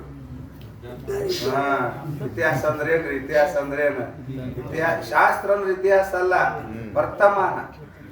ಶಾಸ್ತ್ರ ಅಂದ್ರೆ ವರ್ತಮಾನ. ಪುರಾಣ ಅದಾವ ನೋಡ್ರಿ, ಪುರಾಣ ಅವು ಇತಿಹಾಸ ಸತ್ತರ ಕಥೆ ಹೇಳತ್ತ. ಈ ಸತ್ತರ ಕಥೆಗೆ ಬಹಳ ಮಹತ್ವ, ಇತರ ಕಥೆಗೆ ಏನು ಕಿಮ್ಮತ್ತೇ ಇಲ್ಲ ಅಂದ್ರೆ ಗೊತ್ತಿಲ್ರಿ. ಬರೀ ಪುರಾಣನ ಶ್ರಾವಣ ಮಾಸದಾಗ ಎಲ್ಲಿ ನೋಡ್ರು ಆ ಪುರಾಣ ಈ ಪುರಾಣ ಅವ್ರ ಪುರಾಣ ಇವ್ರ ಪುರಾಣ. ಆ ಸತ್ತರ ಪುರಾಣಕ್ಕೆ ಏನ್ ಮಾಡೋದು, ನಿನ್ನ ಪುರಾಣ ನೀವು ನೋಡ್ಬೋದು. ಸತ್ತಾರ ಅವ್ರು ಏನು ಯಾಕೆ ಆದ್ರೂ ಹೋದ್ರಪ್ಪ, ಅವ್ರು ತನ್ನೆ ಆದ್ರೂ ಮುಕ್ತ ಆದ್ರೆ ಏನಾದ್ರು ಏನಾರು ಹಾಗೆ ಹೋಗ್ಯಾರ ಅವ್ರು ಅಲ್ರಿ, ಮುಗ್ದ ಹೋಯ್ತು ಕತ್ತೆ ಅವ್ರದ. ಹೌದಿಲ್ಲ, ನಿನ್ನ ಪುರಾಣ ಓದಪ್ಪ ಅಂದ್ರೆ ಸತ್ತಾರ ಪುರಾಣ ಓದ್ತಾರೆ. ಅದಕ್ಕೆ ಸತ್ಯನಾರಾಯಣ ಪೂಜೆ ಹಚ್ತಾರೆ ಶಾಸ್ತ್ರದಲ್ಲಿ. ಯಾರು ಕರೆ ಸತ್ಯನಾರಾಯಣ ಪೂಜೆ ಅಂತ ಓದಿಸ್ತಾರೆ. ಅದೇನೋ ಸತ್ಯನಾರಾಯಣ ಅದ, ಇವ್ರೇನಂತಾರ ಸತ್ಯನಾರಾಯಣ ಅಂತ. ನಮ್ಮನೆ ಸತ್ಯನಾರಾಯಣ ಪೂಜೆ ಅಂತ ಕರೆ ಹೇಳಿ ಅಂತಾರಿಲ್ಲ, ಅದು ಸತ್ಯನಾರಾಯಣ ಅಂತದ ಇಲ್ಲ, ಅದು ಸತ್ಯನಾರಾಯಣ ಅಂತ ಅದು. ಅದು ಸತ್ಯನಾರಾಯಣ ಪೂಜೆ, ಸತ್ಯನಾರಾಯಣ ವ್ರತ ಅಂತ ಹಿಂಗದ. ಇವ್ರು ಕರೆ ಮಂದಿಗೆ ಏನಂತ ಸತ್ಯನಾರಾಯಣ ಪೂಜೆ ಬರ್ರಿ ಅಂತ ಅಂದ್ರೆ ನಾವೆಲ್ಲ ಸತ್ತರ ಸ್ವೀಕಾರ ಮಾಡೋ ಮಂದಿ ಅಂತ ನಾವು. ಅದಕ್ಕೆ ಅವ್ರಿಗೆ ಅಂತಾರ ಶಾಸ್ತ್ರ ಇನ್ನೊಬ್ರಿಗಿಲ್ಲ. ನಾವು ಹಿಂಗಿದ್ರಂದ್ರ ಪರಿವರ್ತನೆ ಆಗಬೇಕು, ಬದಲಾವಣೆ ಆಗಬೇಕು, ತಿಳ್ಕೊಳ್ಳಿ, ವಿಚಾರ ಮಾಡಲಿ. ಯಾಕಂದ್ರೆ ಇದು ಅನಾದಿ ಜನ್ಮದ ಸಂಸ್ಕಾರ ಅದ. ನಮಗೆ ಮರ್ಸಿ ಇಂಥ ಕೆಲಸಕ್ಕ, ಪಾಪದ ಕೆಲಸಕ್ಕ ಪ್ರವೃತ್ತಿ ಮಾಡಿಸ್ತಿರ್ತದ. ಮರವು ಅನ್ನೋದು ಒಂದದಲ್ಲ, ಪಾಪ ಅನ್ನೋದು ಒಂದದಲ್ಲ, ಒಳಗೆ ವಿಘ್ನ. ಅದೇನು ಮಾಡ್ತದ, ನೀವೆಷ್ಟು ಚಂದ ಜೀವನ ಮಾಡಬೇಕು, ಒಳ್ಳೆಯರಾಗಿ ಇರಬೇಕು, ಶಾಸ್ತ್ರ ಪ್ರಕಾರವಾಗಿ ನಡ್ಕೊಂಡು ಹೋಗಬೇಕು. ಮಹಾತ್ಮರು ಹೇಳ್ತಾರ, ಇವೆಲ್ಲ ನೀತಿ ಶಾಸ್ತ್ರ ಹೇಳ್ತದೆ, ಎಲ್ಲ ಹೇಳ್ತಂದ ಅಂದ್ರೂ ಕೂಡ ಒಳಗೊಂದು ಪಾಪ ಅದ ನೋಡ್ರಿ, ಹೆಂಗಾರ ಮಾಡಿ ಮರೆಸಿಬಿಡ್ತದ. ನಮಗೆ ಮರವಿಗೆ ಹಾಕಿ ಅಂತ ಕೆಲಸ ಪಾಪದ ಕೆಲಸ ಮಾಡಕ್ಕಸ್ತದ, ಪಾಪದ ಕೆಲಸ. ಅದಕ್ಕೆ ಅವ್ರು ಅಂತಾರ, ನಿನ್ ಪ್ರೀತಿ ಇದ್ರ ಹೊಗಳೋರ ಬಿಡು, ನಿನ್ ಬೇಕಾಗಿಲ್ಲ, ಸುಮ್ಮನೆ ಇದ್ಬಿಡು, ನೀನು ಪಾಡಿ ನೀನು. ಅಲ್ಲಿ ಒಂದು ಮುಂದಷ್ಟು ಎದುರಿದ್ದಾಗ ಹೊಗಳೋದು, ಹಿಂದೆ ಹೋಗಿ ಅವ್ರ ಬಗ್ಗೆ ನಿಂದನ ಮಾಡೋದು. ಅದಕ್ಕೆ ನಿಂದಿಸದಿರೋ ಆಹಾರನು ಅಂದಾರ. ಯಾರ್ದ ನಿಂದನ ಮಾಡಕ್ಕೆ ಹೋಗ್ಬೇಡ, ನಿಂದನ ಮಾಡಕ್ ಹೋಗ್ಬೇಡ. ನಿನ್ಗೆ ಆಯ್ತಾ, ಯಾರ್ದು ಸ್ತುತಿನೂ ಮಾಡಕ್ ಹೋಗ್ಬೇಡ, ನಿಂದನ ಮಾಡಕ್ ಹೋಗ್ಬೇಡ. ಸುಮ್ಮನೆ ಇದ್ಬಿಡು, ಉದಾಸೀನವಾಗಿದ್ಬಿಟ್ಟು. ಭಾಳ ಚಲೋ ಅದ ಉದಾಸೀನ ಇರೋದು. ಉದಾಸೀನ ಸ್ಥಿತಿ ಇರೋದು ಭಾಳ ಕಷ್ಟರೇ. ಉದಾಸೀನ ಭಾವನೆ ಬರೋದು ಭಾಳ ಕಷ್ಟ. ತಿಳಿದ ಮ್ಯಾಗೆ ಬರ್ತದ ಅದು ಉದಾಸೀನ ಭಾವನೆ. ಅದಕ್ಕೆ ಉದಾಸೀನ ಅಂದ್ರೆ ಅಲ್ಲಿ ಪಾಪನಾಗಲ್ಲ, ಪುಣ್ಯನಾಗಲ್ಲ. ಅದು ಉದಾಸೀನ ಸ್ಥಿತಿ ಆಗಿದ್ವಿ ಅಂದ್ರೆ ನಾವ್ ಏನಾರ ರಾಗದಾಗ ಹೋದ್ವಿ, ಅದಕ್ಕಿಂತ ದ್ವೇಷ ಇರ್ತದೆ. ರಾಗ ಯಾರ ಮೇಲೆ ಒಬ್ರು ಪ್ರೀತಿ ಮಾಡಕತ್ತಿದೆ, ಇನ್ನೊಬ್ಬರ ಮೇಲೆ ದ್ವೇಷ ಇರ್ತದೆ. ಒಬ್ರಿಗೆ ಹೊಗಳಕತ್ತಿದ್ವಿ, ಇನ್ನೊಬ್ರು ತೆಗಳಕ. ಹೌದಿಲ್ಲ? ಎಲ್ಲಿ ಹೊಗಳಿಕೆ ಇರ್ತದ ಅಲ್ಲಿ ತೆಗಳಿಕೆ ಇರ್ತದೆ. ಎಲ್ಲಿ ರಾಗ ಇರ್ತದ್ರಿಂದ ಒಂದು ದ್ವೇಷ ಇರ್ತದ. ಎಲ್ಲಿ ಸ್ತುತಿ ಇರ್ತದ ಅಲ್ಲಿ ನಿಂದೆ ಇರ್ತದೆ. ಅದಕ್ಕೆ ನಿಂದಿಸದಿರು ಆರು ಅಂತೇಳಿ. ಅದಕ್ಕೆ ನಿಂದಿಸಿದಾಗಲೇ ಬಂದಿರ್ತದೆ ಪಾಪವು. ಇಂದು ವದನೆ ಯೋಗಿ ವರಣ ವಂದಿಸು ನಿಂದಿಸದಿರು ಅಂತೇಳಿ ಪರಮಾನಂದ ಹೇಳಿದ್ರು. ಯಾವಾಗ ನಿರ್ಧಾರ ಮಾಡ್ತಿ ಆವಾಗ ಬಂತು ಅವ್ರು ಮಾಡಿದ ಪಾಪ. ಅದಕ್ಕೆ ಹೇಳ್ತಾರೆ ಆಡ್ದರ ಪಾಪ ಮಾಡ್ದರ ಪಾಪ ಆಡ್ದರ ಪಾಪ ಮಾಡ್ಯಾರ ಅವರು. ನೀ ಯಾಕೆ ಸುಮ್ಮನೆ ಅವ್ರದ್ದು ಆಡ್ಕೊಂಡು ಬಾಯಕ್ಕ ನೀನು ಯಾಕೆ ಆರೋಪ ಮಾಡ್ಕೊಂಡು ನಿನ್ನ ಮ್ಯಾಗ? ಅದಕ್ಕೆ ನಿಂದಿಸಿದಾಗಲೇ ಬಂದಿರ್ಬೋದು ಪಾಪವು ಅಂತ ಬಹಳ. ಇನ್ನೊಬ್ಬರ ಬಗ್ಗೆ ಮಾತಾಡದೆ ದೊಡ್ಡ ತಪ್ಪು. ಯಾಕ ನಮ್ಮದು ಹೆಂಗದ ನಾವು ವಿಚಾರ ಮಾಡ್ಬೇಕಲ್ಲ. ಗೊತ್ತಿಲ್ಲ, ತನ್ನ ತಾಟ್ನಾಗ ಕತ್ತಿ ಬಿದ್ದು ಒಳ್ಳೆಡಕತ್ತೆ ಅಂತ ಅವ್ರು ಇನ್ನೊಬ್ಬರು ತಾಟ್ನಂದ ಇರಿ ಬಿದ್ದ ನೋಡಂತ ಹೇಳ್ಕೊಟ್ಟದು. ಎಷ್ಟು ಹೇಳ್ತಾರ ಮಾತು ಅಂದ್ರೂ ಬುದ್ಧಿ ಬರಲ್ಲ ನಮಗ. ಬಂದದಲ್ಲಿ ಎಷ್ಟು ಸಲ ಕೇಳಿಲ್ಲ ಹೇಳ್ರಿ ನಮ್ಮ ಜೀವನದಾಗ? ಎಷ್ಟು ಸಲ ಕೇಳಿದ, ಎಷ್ಟು ಮಂದಿ ಮಾತ್ಮರ ಬಾಯ ಕೇಳಿದ. ಒಂದಿಟ್ಟರ ಪರಿಣಾಮ ಬೀರಲ್ಲ ಮನುಷ್ಯಗೆ. ಹೃದಯ ಕತ್ಯಾರ ಮಾತು ಹಚ್ಚಿತ್ತಂದ್ರೆ ಮಾಡಕ್ ಹೋಗಲ್ಲ ಮನುಷ್ಯ. ಇನ್ನೊಬ್ರದ್ದು ಬೇಕಾಗಿಲ್ಲ ನಮಗೆ. ನನಗೆ ರಗಡಾದ ಮುಂದಿನ ದಿವಸ ಆಸೆ ಕೊಚ್ಚ ಕುಡಿಯೋದಂತ ತಂದು ವಿಚಾರ ಮಾಡಕ್ ಹೋಗ್ತಾನೆ. ಅದಕ್ಕೆ ಇದು ಯಾಕೆ ಕೇಳಕತ್ತಾರಂದ್ರ ಇವ್ರಿಗೆ ಶೆಟ್ಟ ಅಂತ ಮೂರ್ಖ ಅಂತ ಕರೀತಾರೆ. ಅಂದ್ರೆ ಅವ್ರು ಮುಂದ ಪ್ರಿಯ ವಚನ ಹೇಳೋದು, ಇನ್ನೊಬ್ರು ಮುಂದೆ ಹೋಗಿ ನಿಂದಾನ ಮಾಡೋದು, ಇಂಥದ್ದೇನು ಕೆಲಸ ಮಾಡ್ತಾರಲ್ಲ ಇವರಿಗೆ ಮೂರ್ಖರು ಅಂದಾರ. ಅವ್ರಂದಾರ, ನಾನೊಂದಿಲ್ಲ ಮತ್ತೆ ತಪ್ಪು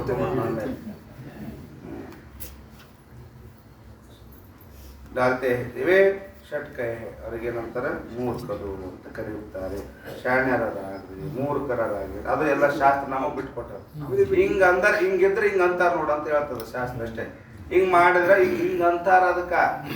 ಅದಕ್ಕೆ ಹೇಳಿದೆ ಯಾಜ್ಞವಲ್ಕ್ಯ ಮಹರ್ಷಿಗಳು ಜನಕ ಮಹಾರಾಜನ ಆಸ್ಥಾನದಾಗ ಬ್ರಹ್ಮಜ್ಞಾನಿ ಅಂತ ಯಾರಂತಾರಂತ ಕೇಳಿದ್ರು ಅವ್ರು. ಎಲ್ಲಾರು ಏನಂದ್ರ ನಾ ಬ್ರಹ್ಮಜ್ಞಾನಿ ತಿಳ್ಕೊಂಡಿ, ನನ್ನ ವೃತ್ತಿ ಯಾವಾಗಲೂ ಬ್ರಹ್ಮಾಕಾರ ಆಗ್ತದ, ನನ್ನ ವೃತ್ತಿ ನನಗೆಲ್ಲ ಯಾವಾಗಲೂ ಬ್ರಹ್ಮಾಕಾರ ಆಗ್ತದೆ. ಈಗ ಬುದ್ಧ ತಿಳ್ಕೊ ನನ್ನ ವೃತ್ತಿ ಬ್ರಹ್ಮಾಕಾರ ಆಗ್ತದ, ಅದಕ್ಕೆ ನಾನೇ ಬ್ರಹ್ಮಜ್ಞಾನಿ ಅಂದ್ರೆ ಬಹಳ ಮಂದಿ ಮಹಾತ್ಮರು ಉತ್ತರ ಬಹಳ ಮಂದಿ ಕೊಟ್ಟಾರ. ಅಲ್ಲಿ ಜನಕ ಮಹಾರಾಜನಿಗೆ ಉತ್ತರ ಬಹಳ ಮಂದಿ ಕೊಟ್ಟಾರ. ಯಾರ ಇಲ್ಲ ಯಾವಾಗಲೂ ಅಸಂಗಾಕಾರ ನಿತ್ಯ ಮುಕ್ತಾಕಾರ ನಿರ್ವಿಕಾರ ನನ್ನ ವೃತ್ತಿ ಆಗ್ತದ್ರಿ, ಅದಕ್ಕೆ ನಾ ಬ್ರಹ್ಮಜ್ಞಾನಿ. ಎಲ್ಲರೂ ಅಂದ್ರೆ ಕರೆ ಅಲ್ಲಿ ಎಲ್ಲದ್ರಾಗೂ ಕೂಡ ನಾ ಬ್ರಹ್ಮಜ್ಞಾನಿ ಅನ್ನೋದು ಬಂತಲ್ಲ. ಎಲ್ಲಿ ನಾನು ಅದರ್ತದ ಯಥಾರ್ಥಜ್ಞಾನ ಹೇಳಿ ನಾನು ಇಲ್ಲಿ ಅವ್ರೆಲ್ಲರೂ ನಾ ಬ್ರಹ್ಮಜ್ಞಾನಿ. ನನ್ನ ವೃತ್ತಿ ಹಿಂಗ ಆಗ್ತದ್ರೆ ನಾ ಬ್ರಹ್ಮಜ್ಞಾನಿ. ಯಾಕೆ ಬ್ರಹ್ಮಜ್ಞಾನಿ ಯಾರಂತ ಸಿದ್ಧ ಮಾಡ್ತಾರ ಅವರೇ ಇವು ಎಲ್ಲ ಹೋಗ್ಬೇಕಂತ ಹೇಳಿರ್ತಾರಲ್ಲ, ಬಯಸಿಟ್ಟಿರ್ತಾರಲ್ಲ. ಅದಕ್ಕೆ ಹಿಂಗ ಆಗ್ತದ್ರೆ ನನ್ನ ವೃತ್ತಿ ನಿರಂತರ, ಅದಕ್ಕೆ ನಾ ಬ್ರಹ್ಮಜ್ಞಾನಿ ಅಂದ್ರು. ಜನಕ ಮಹಾರಾಜ ಎಷ್ಟಲ್ಲಿ ವಿಚಾರ ಜ್ಞಾನಿ ಇದ್ದವನು ಸಾಮಾನ್ಯ ಮನುಷ್ಯ ಅಲ್ಲ. ಎಲ್ಲಿ ತನ ಇದು ನಾನು ಅಂತದ ಅದು ಪರಿಪೂರ್ಣ ಇಲ್ಲ. ಎಲ್ಲರಿಗೂ ತಿರಸ್ಕಾರ ಮಾಡಿದ್ರು. ಅವಾಗ ಯಾಜ್ಞವಲ್ಕ್ಯ ಮಹರ್ಷಿಗಳೇನಂದ್ರು, ಯಾರ ವೃತ್ತಿ ಸದಾ ನಿತ್ಯ ಮುಕ್ತಾಕಾರ ಅಸಂಗಾಕಾರ ನಿರ್ವಿಕಾರಾಕಾರ ನಿರಾಕಾರ ಆಕಾರ ಪೂರ್ಣ ಆಕಾರ ಆನಂದ ರೂಪ ಆಗ್ತದ ಅಂಥವ್ರಿಗೆ ಬ್ರಹ್ಮಜ್ಞಾನಿಗಳು ಅಂತ ಕರಿತಾರೆ ಅಂತ ಹೇಳಿದ್ರು ಅವ್ರು. ಅಂಥವ್ರಿಗೆ ನಾನಂದಿಲ್ಲ ಅವ್ರ. ಗೊತ್ತಾಯ್ತಿಲ್ರಿ? ಹಿಂಗ ವೃತ್ತಿ ತದಾಕಾರ ಯಾರ್ದಾಗ್ತದ ನೋಡು, ಯಾರ್ದಾಗ್ತದ ಅವ್ರಿಗೆ ಬ್ರಹ್ಮಜ್ಞಾನಿಗಳು ಅಂತ ಕರೀತಾರ. ನನಗಾಗ್ತದ ನಾ ಬ್ರಹ್ಮಜ್ಞಾನಿ ಅಂದ್ರೆ ಹೋಯ್ತು, ಫೇಲ್ ಆಗ್ತದ ಹಂಗೇಳಿ ಗೆದ್ಕೊಂಬಂದ್ರ ಅವ್ರಲ್ಲಿ ಅದ್ರೊಳಗ ವಾದದೊಳಗೆ ಹೇಳಕ್ ಗೊತ್ತಾಯ್ತಿಲ್ರಿ? ಅದಕ್ಕೆ ಶಾಸ್ತ್ರ ಏನ್ ಹೇಳ್ತದ, ಹಿಂಗ ಇದ್ದರಿಗೆ ಹಿಂಗ ಅಂತಾರ, ಹಿಂಗ್ ಮಾಡೋರಿಗೆ ಹಿಂಗ ಅಂತಾರ ಅಂತ. ಅದನ್ನ ತಿಳ್ಕೊಂಡು ಹಂಗ್ ಮಾಡ್ಯಾರ ಮಾಡಿ ಬಿಟ್ಟಾರ ಬಿಡು. ಅವ್ರಿಗೇನು ಅದೇನು ಇದೇನಿಲ್ಲ. ಮಾಡಿದ್ರೆ ಸೈ ಬಿಟ್ರು ಸೈ. ಅವ್ರದ್ದು ಕಳಕಳಿ ಏನಪ್ಪ, ಒಳ್ಳೆಯರಾಗರೆ ಅಂತ ಅವ್ರ ಅಭಿಪ್ರಾಯ. ಮನುಷ್ಯ ಜನ್ಮಕ್ಕೆ ಬಂದೀವಿ, ಜೀವನದಾಗ ಒಳ್ಳೆಯರಾಗಿ ಹೋಗ್ರಿ ಅನ್ನೋದು ಅವ್ರ ಮಹಾತ್ಮರ ಅಭಿಪ್ರಾಯದ ಅಷ್ಟೇ. ಈಗ ಮುಂದೆ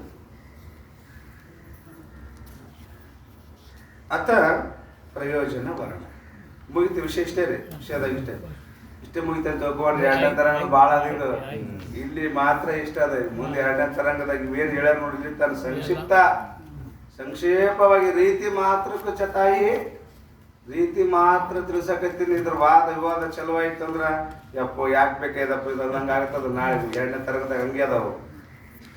ಈ ಪ್ರಯೋಜನ ಗ್ರಂಥದ ಪ್ರಯೋಜನ ಅಥ ಪ್ರಯೋಜನ ವರ್ಣನ. ವಿಷಯ ವರ್ಣನೆ ಮುಗಿದ ನಂತರ ಪ್ರಯೋಜನ ವರ್ಣನ ಪ್ರಾರಂಭ. ಎಷ್ಟು ಚಂದ ಹೇಳ್ತಾರೆ ನೋಡಿ. ಪರಮಾನಂದ ಸ್ವರೂಪಕ್ಕೆ ಪ್ರಾಪ್ತಿ ಪ್ರಯೋಜನ ಜಾನಿ ಅದ ಜಗತ್ತು ಸಮೂಲ ಅನರ್ಥ ಪುನೀದ್ ವೈತಾಕಿ ಅತಿ ಹಾನಿ ಅಂತ ದೋಹಾ.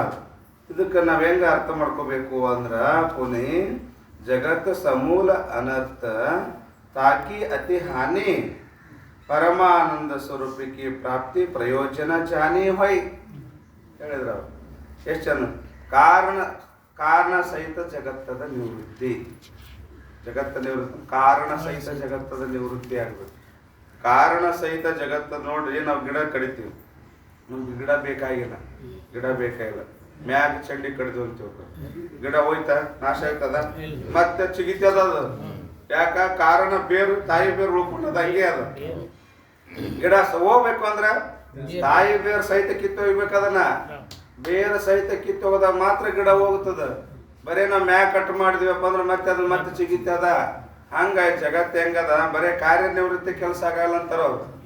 ಕಾರ್ಯನಿವೃತ್ತಿ ಕೆಲಸ ಆಗಲ್ಲ, ಕಾರಣ ಸಹಿತ ಜಗತ್ತದ ನಿವೃತ್ತಿ ಆಗ್ಬೇಕು. ಬರೇ ರೋಗ ಕಳ್ಕೊಳ್ಳೋದಲ್ಲ, ರೋಗಕ್ಕೆ ಯಾವ್ದ್ರಿಂದ ರೋಗ ಬಂದದ ನೋಡ್ರಿ, ಅದನ್ನ ತೆಗಿಬೇಕು ಅಂತಾರ ಬೀಜ. ಅದಕ್ಕೆ ಅಲ್ಲಿ ಅಂತಾರ ಜಗತ್ತು ಸಮೂಲ ಅನರ್ಥ. ಸಮೂಲ ಅಂದ್ರೆ ಏನು? ಮೂಲ ಅಂದ್ರೆ ಜಗತ್ತಿಗೆ ಮೂಲ ಅಂದ್ರೆ ಅಜ್ಞಾನ. ಅದಕ್ಕೆ ಕಾರಣ ಸಹಿತ ಜಗತ್ತು ಅಂತಾರೆ. ಜಗತ್ತು ಸಮೂಲ ಅಂದ್ರೆ ಅಜ್ಞಾನ ಸಹಿತ ಜಗತ್ತದ ನಿವೃತ್ತಿ, ಅನರ್ಥ ನಿವೃತ್ತಿ. ತಾಕಿ ಅತಿ ಹಾನಿ ಬರೇ ಹಾನಿ ಅಲ್ಲ, ಅತಿ ಹಾನಿ ಅತ್ಯಂತಿಕ ನಿವೃತ್ತಿ ಅಂತ. ಕಾರಣ ಸಹಿತ ಜಗತ್ತದ ನಿವೃತ್ತಿಗೆ ಅತ್ಯಂತಿಕ ನಿವೃತ್ತಿ ಅಂತ ಕರೀತಾರ. ಬರೇ ಕಾರ್ಯದ ನಿವೃತ್ತಿಗೆ ಲಯರೂಪ ನಿವೃತ್ತಿ ಅಂತ ಕರೀತಾರೆ. ನಿವೃತ್ತಿಯೊಳಗೆ ಎರಡು ಪ್ರಕಾರ ಬರ್ತದೆ, ಒಂದು ಲಯರೂಪ ನಿವೃತ್ತಿ, ಒಂದು ಅತ್ಯಂತಿಕ ನಿವೃತ್ತಿ. ಕಾರಣದಲ್ಲಿ ಕಾರ್ಯದ ನಿವೃತ್ತಿಗೆ ಹೇಳಿದ್ರೆ ಲಯರೂಪ ನಿವೃತ್ತಿ, ಕಾರಣದಲ್ಲಿ ಕಾರ್ಯದ ಲಯ, ಕಾರಣದಲ್ಲಿ ಕಾರ್ಯದ ನಿವೃತ್ತಿಗೆ ಹೇಳಿದ ನಂತರ ಅವರು ಲಯರೂಪ ನಿವೃತ್ತಿ ಅಂತಾರ. ಅತ್ಯಂತ ನಿವೃತ್ತಿ ಕಾರ್ಯಕಾರಣ ಎರಡು ಹೋಗ್ಬೇಕು. ಕಾರ್ಯಕಾರಣ ಎರಡು ಹೋದ್ವು ಅಂದ್ರೆ ಏನಂತಾರ? ಅದಕ್ಕೆ ಅತ್ಯಂತಿಕ ನಿವೃತ್ತಿ ಅಂತ ಕರೀತಾರೆ. ಇಲ್ಲಿ ಅತ್ಯಂತಿಕ ನಿವೃತ್ತಿ ಹಾಕಿ ಅತಿ ಹಾನಿ ಆಗ್ಬೇಕು, ನಿವೃತ್ತಿ ಆಗ್ಬೇಕು. ಕಾರಣ ಸಹಿತ ಜಗತ್ತದ ನಿವೃತ್ತಿ ಆಗಬೇಕು. ಆ ನಂತರ ಏನಾಗಬೇಕು? ಪರಮಾನಂದ ಸ್ವರೂಪಕ್ಕೆ ಪ್ರಾಪ್ತಿ. ಮತ್ತೆ ಆನಂದ ಬರೀ ನಿವೃತ್ತಿ ಆಗಬಾರ್ದು, ಅಭಾವ, ಮತ್ತೆ ಆನಂದ ಪ್ರಾಪ್ತಿ ಆಗ್ಬೇಕು. ಇದಕ್ಕೆ ನಂತರ ಪ್ರಯೋಜನ ಜಾನಿವೈ, ಇದಕ್ಕೆ ಪ್ರಯೋಜನ. ಈ ಗ್ರಂಥದ ಅಧ್ಯಯನ ಮಾಡೋದ್ರಿಂದ ಏನು ಲಾಭ ರೀ ಅಂದ್ರ ಕಾರಣ ಸಹಿತ ಜಗತ್ತದ ನಿವೃತ್ತಿ ಆಗ್ತದಪ್ಪ, ಅಜ್ಞಾನದ ಕಾರ್ಯ ನಿವೃತ್ತಿ ಆಗ್ತದ. ಆನಂತರ ನಿನಗ ಆನಂದ ಪ್ರಾಪ್ತಿ ಆಗುತ್ತದೆ, ದುಃಖದ ನಿವೃತ್ತಿ ಆಗುತ್ತದೆ. ಕಾರಣ ದುಃಖದ ಕಾರಣ ದುಃಖದ ಕಾರಣ ನಿವೃತ್ತಿ ಆಗುತ್ತದ, ನಿನಗೆ ಪರಮಾನಂದ ಪ್ರಾಪ್ತಿ ಆಗುತ್ತದೆ.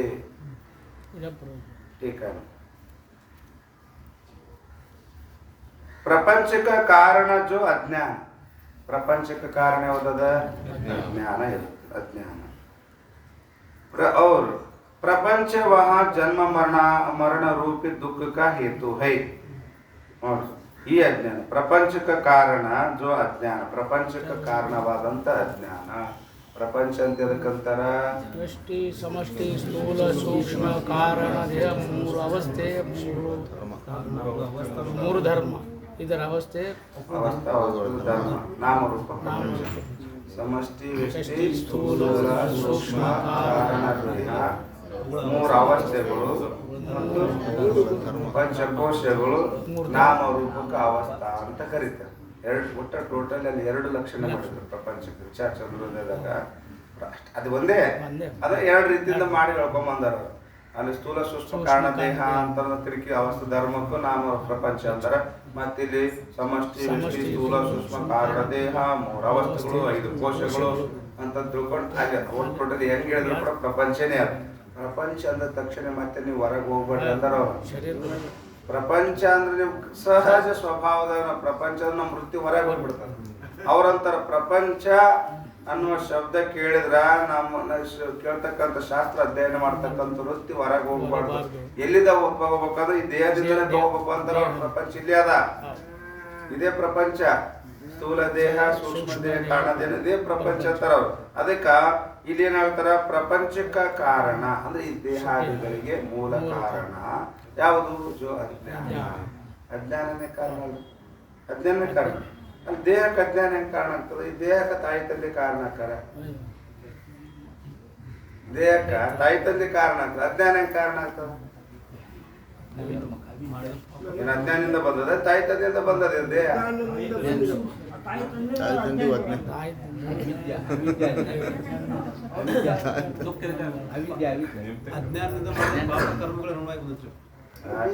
ಅವಿದ್ಯೆ ಮತ್ತು ಅಜ್ಞಾನದಿಂದ ಬಂದಿದೆ.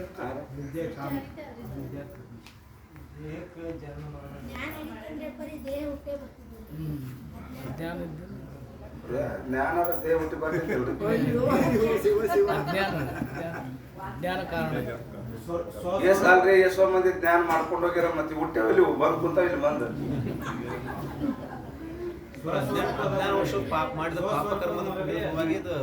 ಅದಕ್ಕೆ ಈ ದೇಹದ ಉತ್ಪತ್ತಿಗೆ ಕಾರಣ ಕರ್ಮ. ಕರ್ಮ ಅದಕ್ಕೆ ಪುಣ್ಯ ಪಾಪದಿಂದ ಒಡಲಾಯಿತು. ಪುಣ್ಯ ಪಾಪದಿಂದ ಒಡಲಾಯಿತು ಅಂದ್ರೆ ಈ ದೇಹಕ್ಕೆ ಕಾರಣ ಕರ್ಮ. ಈ ಕರ್ಮ ಏನಲ್ಲ, ಈ ಕರ್ಮಕ್ಕೆ ಕಾರಣ ಕರ್ಮ ಅಂದ್ರೆ ಪಾಪ ಪುಣ್ಯ. ಪಾಪ ಪುಣ್ಯಕ್ಕೆ ಕರ್ಮ. ಈ ಕರ್ಮಕ್ಕೆ ಕಾರಣ ಹೋಗ್ಬಿಟ್ರಿ ನೀವು. ಯಾರು ಹೇಳಿದ್ರು? ಪುಣ್ಯ ಪಾಪಕ್ಕೆ ಕಾರಣ ರಾಗದ್ವೇಷ. ಆ ರಾಗದ್ವೇಷಕ್ಕೆ ಕಾರಣ ಅನುಕೂಲ ಪ್ರತಿಕೂಲ ಜ್ಞಾನ. ಅನುಕೂಲ ಪ್ರತಿಕೂಲ ಜ್ಞಾನ. ಆ ಅನುಕೂಲ ಪ್ರತಿಕೂಲ ಜ್ಞಾನಕ್ಕೆ ಕಾರಣ ವೇದ ಜ್ಞಾನ. ಆ ವೇದ ಜ್ಞಾನಕ್ಕೆ ಕಾರಣ ಹಿಂಗದ ನೋಡಿ, ಸರಪಳಿಯದ ಇದ ಸರಪಳಿಯದ ಅಜ್ಞಾನ. ಸ್ವರೂಪದ ಮರುವು, ಸ್ವರೂಪದ ಮರುವು ಎದಕ್ಕೆ ಕಾರಣ ಆಯ್ತು? ವೇದ ಜ್ಞಾನಕ್ಕೆ ಕಾರಣ ಆಯ್ತು. ಅಜ್ಞಾನದ ವಶದಿಂದಲೇ ಜೀವ ಬೇರೆ ಬ್ರಹ್ಮ ಬೇರೆ. ವೇದ ಜ್ಞಾನ, ಈ ವೇದ ಜ್ಞಾನಕ್ಕೆ ಕಾರಣ ಏನು? ಅಜ್ಞಾನ, ಸ್ವರೂಪದ ಅಜ್ಞಾನ. ಸ್ವರೂಪದ ಅಜ್ಞಾನ ಇರುವುದರಿಂದನೇ ಜೀವ ಬೇರೆ ಬ್ರಹ್ಮ ಬೇರೆ, ನೀ ಬೇರೆ ನಾ ಬೇರೆ ಅಂತ ಭೇದ ನಡೆದದು. ಭೇದ ಅಜ್ಞಾನದಿಂದ ಭೇದ ಜ್ಞಾನ. ಭೇದ ಜ್ಞಾನದಿಂದ ಭೇದ ಜ್ಞಾನ ಐತಿ ನಂಬಲ್ಲಿ ಅಂತ ತಿಳ್ಕೊಂಡು ಅನುಕೂಲ ಪ್ರತಿಕೂಲ ಜ್ಞಾನ. ಅನುಪಾದನ ಬೇಕು ಬೇಡ, ಇದು ಯೋಗ್ಯ ಅಯೋಗ್ಯ, ಇವ್ರು ನಮ್ಮವರು ನಮ್ಮವರಲ್ಲ. ಅನುಕೂಲ ಪ್ರತಿಕೂಲ ಜ್ಞಾನ. ಆ ಅನುಕೂಲ ಪ್ರತಿಕೂಲ ಜ್ಞಾನವೇ ರಾಗದ್ವೇಷಕ್ಕೆ ಕಾರಣ. ಯಾವುದ್ರೊಳಗೆ ಅನುಕೂಲ ಜ್ಞಾನದಲ್ಲಿ ಪ್ರೀತಿ ಮಾಡಕತ್ತಿದ್ವಿ, ಯಾವುದ್ರ ಮ್ಯಾಗ ನಮ್ಮ ಪ್ರತಿಕೂಲ ಜ್ಞಾನ ಆದ್ರೆ ದ್ವೇಷ ಮಾಡಕತ್ತಿದ್ವಿ. ನಮಗೆ ಅನುಕೂಲ ಇದ್ರೆ ಪ್ರೀತಿ ಮಾಡ್ತೀವಿ, ಪ್ರತಿಕೂಲ ಇದ್ರೆ ದ್ವೇಷ ಮಾಡ್ತೀವಿ. ಮತ್ತೇನಾಯ್ತು? ಅನುಕೂಲ ಪ್ರತಿಕೂಲ ಜ್ಞಾನವೇ ರಾಗದ್ವೇಷಕ್ಕೆ ಕಾರಣ ಆಯ್ತು. ಆ ರಾಗದ್ವೇಷದಿಂದ ಏನು ಉತ್ಪತ್ತಿ ಆಯ್ತು? ಧರ್ಮ ಉತ್ಪತ್ತಿ ಆಯ್ತು. ರಾಗದಿಂದ ಪುಣ್ಯ ಆಯ್ತು, ದ್ವೇಷದಿಂದ ಪಾಪ ಆಯ್ತು. ಆ ಪುಣ್ಯ ಪಾಪದಿಂದ ಒಡಲಾಯ್ತು. ಇದೇ ಸರಪಳಿ. ಅದಕ್ಕೆ ಅವ್ರಂತಾರ ಪ್ರಪಂಚಕ್ಕ ಜೋ ಕಾರಣ ಅಜ್ಞಾನ. ಡೈರೆಕ್ಟ್ ಸೀದಾ ಪ್ರಪಂಚ ಕಾರಣ ಅಜ್ಞಾನ ಹೇಳ್ಬಿಟ್ಟೆ ಸರಳ ಆಯ್ತು, ಮುಗಿತಲ್ಲ ಶಾಸ್ತ್ರ ಮುಂದ್ಕೋದ್ರ ಆಯ್ತಲ್ಲ. ಇಷ್ಟ ಅದ ಬರೇ ಪ್ರಪಂಚಕ್ಕೆ ಕಾರಣ ಅಜ್ಞಾನ ಅಂದ್ರೆ ಅಜ್ಞಾನ ಈ ದೇಹಕ್ಕೆ ಕಾರಣ. ಸಂಶಯ ಯಾರಿಗೂ ಬರ್ತದ? ದೇಹ ತಾಯಿ ತಂದಿಂದ ಆಗಿರ್ತದ, ತಾಯಿ ತಂದಿಂದ ದೇಹ ಆಗಿರ್ತದ. ಇವರು ಅಜ್ಞಾನ ಕಾರಣ ಅಂತಾರಲ್ಲ ದೇಹಕ್ಕ ಅಂತ. ಹಿಂಗ ಅದಕ್ಕೆ ಕರ್ಮ ವಶದಿಂದನೇ ಇದು ಜೀವಾತ್ಮನಿಗೆ ದೇಹ ಉಪಾಧಿ ಆಯಿತು. ಕರ್ಮ ಇಲ್ಲಪ್ಪ ಅಂದ್ರೆ ಜೀವಾತ್ಮನಿಗೆ ದೇಹ ಉಪಾಧಿ ಆಗಕ್ಕೆ ಸಾಧ್ಯನೇ ಇಲ್ಲ. ಅಜ್ಞಾನ और प्रपंच वहां जन्म मरण रूपी दुख का हेतु है. ಈ ಅಜ್ಞಾನದ ಕಾರ್ಯವಾದಂತ ಈ ಶರೀರ ಬರ್ತದ. ಈ ಶರೀರದಿಂದ ಏನ್ ಚಲವಾಯ್ತು? ನಮಗ ದುಃಖ, ಸುಖ ದುಃಖಗಳ ಕಾರಣ. ಅದಕ್ಕೆ ದುಃಖಕ್ಕೆ ಕಾರಣ ಆಯ್ತು ನೋಡಿ ಸಂಪೂರ್ಣ ಶರೀರ. ಆ ಶರೀರದಕ್ಕೆ ಏನಾಯ್ತು? ರೋಗ ಬಂತು, ರೋಗದಿಂದ ದುಃಖ ಪಡಕ ಇದೆ ಶರೀರ. ಅಲ್ಲಿಂದ ಬಂದು ಶರೀರ ತಲೆ ಬಂದಿವಿ ನಾವು. ಪುಣ್ಯ ಪಾಪದಿಂದ ಏನಾಯ್ತು? ಶರೀರ ಆಯ್ತು. ಶರೀರದೊಳಗೆ ಏನಾಯ್ತು ಅಂದ್ರ ಈ ಶರೀರ ಹೆಂಗದ? ತನು ರುಚಿ ಆಗರ, ಅತಿ ದುಃಖ ಸಾಗರ, ತಾಪ ಕ್ಲೇಶಗಳ ಗೊತ್ತು, ತನು ಮೂಲಬಹುದು ಅಖಿಳ ದುಃಖಕ್ಕೆ. ಈಗ ಯಾವಾಗ ಇದು ಶರೀರದ ಮ್ಯಾಗ ಬರೀ ಪುಣ್ಯದಿಂದ ಆಗಿದ್ದದ ಶರೀರ ಅದ. ಪಾಪನ ಅದಲ್ಲ ಇದ್ರೊಳಗ. ಅಂದ್ರೆ ಪಾಪದ ವಶದಿಂದ ಏನಾಯ್ತು? ರೋಗ ಬರ್ತದ. ಪಾಪದಿಂದನೇ ರೋಗ ಬರ್ತದ. ಅದಕ್ಕೆ ಜನ್ಮಾಂತರ ಕೃತಂ ಪಾಪಂ ವ್ಯಾಧಿ ರೂಪೇಣ ಬಾಧತೆ. ಜನ್ಮ ಜನ್ಮದೊಳಗ ಮಾಡಿದಂತ ಪಾಪ ಕರ್ಮ ನಮ್ಗೆ ಹೆಂಗ ಭೋಗ ಕೊಡ್ತದಪ್ಪ ಅಂದ್ರ ರೋಗ ಹೊಟ್ಟುತ್ತದೆ ಶರೀರಕ್ಕ. ಈ ಶರೀರಕ್ಕೆ ರೋಗ ತಂದ ಆಗ್ತದ. ರೋಗ ಬಂತಂದ್ರೆ ಸುಖ ಇರ್ತದ, ಆನಂದವಾಗಿ ಮುಕ್ಕೊಂತೀವ ಮುಚ್ಕೊಂಡು. ರೋಗ ಬಂದ್ರೆ ಏನ್ ದುಡ್ಯಕ್ ಹೋಗ್ತೀರ? ಮುಕ್ಕೊಂತಿರ್ಲ ಆರಾಮ್. ಬ್ಲಡ್ ಟೆಸ್ಟ್ ಮಾಡಂದಿರ್ತಾರ, ಬ್ಲಡ್ ಟೆಸ್ಟ್ ಮಾಡ್ತೀರಿ, ಆರಾಮ್ ಇರ್ತದಿಲ್ಲ. ಯಾಕ ಹಣ್ಣು ತಂದು ಕೊಡ್ತಾರ, ಚಾ ತಂದು ಕೊಡ್ತಾರ, ಮೆತ್ತ ಮಾಡ್ಕೊಂಡ ತಂದು ಕೊಡ್ತಾರ, ಹಾಲು ತಂದು ಕೊಡ್ತಾರ. ಚಲೋ ಖುಷಿ ಸುಖ ಇರಲ್ರಿ. ದುಃಖ ಅವ್ರು ಏನ್ ತಂದು ಕೊಟ್ರು ದುಃಖ ಇದೆ. ದುಃಖನೇ ತಂದು ಕೊಟ್ಟಾಗೆಲ್ಲ ದುಃಖ ಆಗ್ತದೆ. ಸ್ವಲ್ಪ ಗೋಲಿ ತಗೋಬೇಕಾಗ್ತದ, ಇಟ್ಟು ಹಾಲನ್ನು ಉಂಡ್ರಿ ಅಂದ್ರು, ಅವ್ರು ನೋಡಿ ಹಾಲನ್ನು ಉಂಡ್ರೆ ವಾಂತಿ ಬರ್ತದ. ಹೇಳೋದು ಅರ್ಥ ಏನಂದ್ರೆ ದುಃಖಕ್ಕೆ ಕಾರಣ ಅಂದ್ರೆ ರೋಗ ರೋಗ ರೋಗ ದುಃಖ. ಅದಕ್ಕೆ ಹೇಳಿದ್ರು ಅವರು ಅಜ್ಞಾನ ಸಹಿತವಾದಂತ ಇದು ಜನ್ಮ ಮರಣಾದಿಗಳದ್ದು ಏನಾಗ್ತದ ದುಃಖಕ್ಕೆ ಎತ್ತೋ ಯಾಕೆ ಅನರ್ಥಕೈ. ಆದ್ದರಿಂದ ಇದಕ್ಕೆ ಏನಂದ್ರೆ ನಾವು ಅನರ್ಥ ಕಾರಣ ಸಹಿತ ಕಾರ್ಯ ಒಟ್ಟು ಅನರ್ಥನೇ. ಅನರ್ಥ ಅಂತ ಎದಕ್ಕಂತಾರೆ? ಪದಾರ್ಥ ಅಲ್ಲ, ಪುರುಷಾರ್ಥ. ಸರ್ವ ಪುರುಷಾರ್ಥ ಶೂನ್ಯ ಅನರ್ಥ. ಪುರುಷಾರ್ಥ ಅಂತ ಎದಕ್ಕಂತಾರೆ? ಧರ್ಮ ಅರ್ಥ ಕಾಮ ಮೋಕ್ಷ ಚತುರ್ವಿಧ ಪುರುಷಾರ್ಥ ಹೇಳ್ತಾರೆ. ಇಲ್ಲ ಶಾಸ್ತ್ರದಾಗ ಪುರುಷಾರ್ಥ ಅಂದ್ರೆ ಧರ್ಮ ಅರ್ಥ ಕಾಮ ಮೋಕ್ಷ 4 ಪುರುಷಾರ್ಥ ಅಂತ ಕರೀತಾರೆ. ಇಲ್ಲಿ ಅನರ್ಥ ಅನರ್ಥ ಅಂದ್ರೆ ಸರ್ವ ಪುರುಷಾರ್ಥ ಹೀನ ಅನರ್ಥ. ಸರ್ವ ಪುರುಷಾರ್ಥ ಅಂದ್ರೆ ಇರವೇ 4 ಪುರುಷಾರ್ಥ ಧರ್ಮ ಅರ್ಥ ಕಾಮ ಮೋಕ್ಷ. ಇವು ಧರ್ಮ ಅರ್ಥ ಕಾಮದಿಂದ ವಂಚಿತನನ್ನಾಗಿ ಮಾಡುತ್ತವೆ. ಅದಕ್ಕೆ ಸರ್ವಾನರ್ಥಕ ಕಾರಣ ಹೇ. ಇಲ್ಲಿ ಧರ್ಮನಿಲ್ಲ, ಅರ್ಥನಿಲ್ಲ, ಕಾಮನಿಲ್ಲ, ಮೋಕ್ಷ ಮೊದಲೇ ಇಲ್ಲ. ಅನರ್ಥಕ್ಕೆ ನಿವೃತ್ತಿ और परमानंद की प्राप्ति ಮೋಕ್ಷಕ್ಕೆ ಹೇ. ಆದ್ದರಿಂದ ಈ ಅನರ್ಥದಲ್ಲ ಕಾರಣ ಸಹಿತ ಕಾರ್ಯದ ನಿವೃತ್ತಿ ಮತ್ತು ಪರಮಾನಂದದ ಪ್ರಾಪ್ತಿಗೆ ಏನಂತಾರ? ಮೋಕ್ಷ ಅಂತಾರೆ. ಸೊ ಗ್ರಂಥಕ ಪರಮ ಪ್ರಯೋಜನ. ಇದು ಗ್ರಂಥದ ಮುಖ್ಯ ಪ್ರಯೋಜನ. ಯಾವುದು? ಅಜ್ಞಾನ ಸಹಿತ ಕಾರ್ಯದ ನಿವೃತ್ತಿ ಮತ್ತು ಪರಮಾನಂದದ ಪ್ರಾಪ್ತಿಗೆ ಏನಂತಾರ? ಗ್ರಂಥ ಮೋಕ್ಷ ಅಂತಾರೆ. ಮೋಕ್ಷವೇ ಮುಖ್ಯ ಪ್ರಯೋಜನ. ಅವಾಂತರ ಪ್ರಯೋಜನ ಜ್ಞಾನ ಹೇ. ನೋಡಿ ಜ್ಞಾನ ಹಿಂದಕ್ಕೆ ಸರಿಸಿದ್ರು ಅವರು. ಮೊದಲು ಜ್ಞಾನಕ್ಕೆ ಮಹತ್ವ ಕೊಟ್ಟು ಶ್ರವಣಾದಿಗಳು ಬೇಕು, ಸ್ತೋತ್ರ ಸಂಬಂಧಿ ಮಹಾವಾಕ್ಯ ಬೇಕು, ಅಂದ್ರೆ ಅಪರೋಕ್ಷ ಜ್ಞಾನವಾಗುತ್ತದೆ ಅಂತ ಹೇಳಿದ್ರು. ಈಗ ಜ್ಞಾನನೂ ಕೂಡ ಗೌಣ ಆಯ್ತು. ಅದು ಮುಖ್ಯ ಉದ್ದೇಶ ಏನಪ್ಪ? ಗ್ರಂಥದ ಪ್ರಯೋಜನ ಅಂದ್ರೆ ಜ್ಞಾನ ಅಲ್ಲ, ಗ್ರಂಥದ ಪ್ರಯೋಜನ ಮೋಕ್ಷ. ಯಾಕ ನಮಗೆ ಜ್ಞಾನ ಬೇಕಾಗಿಲ್ಲ, ನಮಗೇನು ಬೇಕಾಗ್ಯದ? ಸುಖ ಬೇಕಾಗ್ಯದ, ಜ್ಞಾನ ಬೇಕಾಗ್ಯದ. ಜ್ಞಾನ ಯಾರಿಗಿಲ್ಲ? ಎಲ್ಲರಿಗೂ ಜ್ಞಾನ. ಆದ್ರೆ ನಮಗೂ ಜ್ಞಾನ ಬೇಕಾಗಿಲ್ಲ. ಜೀವಾತ್ಮ ಬಯಸುದು ಜ್ಞಾನವನ್ನಲ್ಲ, ಜೀವಾತ್ಮ ಬಯಸುದು ಏನ್ ಬಯಸ್ತದ? ಸುಖವನ್ನು ಬಯಸ್ತದ. ಅದು ಎಂತ ಸುಖ ಬಯಸ್ತದ? ಅತ್ಯಂತ ದುಃಖದ ನಿವೃತ್ತಿ, ಪರಮಾನಂದದ ಪ್ರಾಪ್ತಿ. ದುಃಖ ಸ್ವಲ್ಪನೂ ಬರಬಾರ್ದು, ಬಂದು ಸುಖ ನನ್ನ ಕೈ ಬಿಟ್ಟು ಎಂದೂ ಹೋಗಬಾರ್ದು ಅನ್ನೋದನ್ನು ಬಯಸಿದ ವಿನ ನಂಗೆ ಜ್ಞಾನ ಬೇಕು ಅಂತ ಯಾವ ಜೀವನ ಬಯಸಿಲ್ಲ. ಅದಕ್ಕೆ ಆ ದುಃಖ ಬರಬಾರ್ದು, ಯಾವಾಗಲೂ ಸದಾನ ಸುಖವಾಗಿರ್ಬೇಕು ಅಂದ್ರ ಅದು ಸುಮ್ಮ ಸಿಗಲ್ಲಪ್ಪ. ಅದು ಸುಮ್ಮ ಸಿಗಂಗಿಲ್ಲ. ಮತ್ತೇನು ಹೆಂಗ? ಜ್ಞಾನದಿಂದನೇ ಸಿಗುತ್ತದೆ. ಜ್ಞಾನದಿಂದನೇ ಸಿಗುತ್ತದೆ. ಜ್ಞಾನ ಎದರಿಂದ ಆಗ್ತದ? ಮಹಾವಾಕ್ಯ ಉಪದೇಶದಿಂದ ಆಗ್ತದ. ಆಯ್ತು, ಗುರುಗಳು ಮಹಾವಾಕ್ಯ ಉಪದೇಶ ಮಾಡಿ ನಮ್ಗೆ ಜ್ಞಾನ ಕೊಟ್ಬಿಡ್ರಿ ಅಂದ್ರ ಇಲ್ಲ ಇಲ್ಲ ಅಂತಾರು. ಸುಮ್ಮನಾಗದ ಅರಿವಿನಿಂದಲೇ ಮುಕ್ತಿ, ರೆಮಿನೇಷನ್ಸುವ ಗುಣಗಣವಿಲ್ಲದವನಿಗೆ ಮುಕ್ತಿ ಬೇಕಾರೆ ಎಲ್ಲರಿಗೂ ಬೇಕಾದ, ಸುಮ್ಮನೆ ಸಿಗ್ತದ ಮುಕ್ತಿ ಅಂದಾರ ಅವರು. ಇಲ್ಲ, ಸುಮ್ಮನಾಗದ ಅರಿವಿನಿಂದಲೇ ಮುಕ್ತಿ.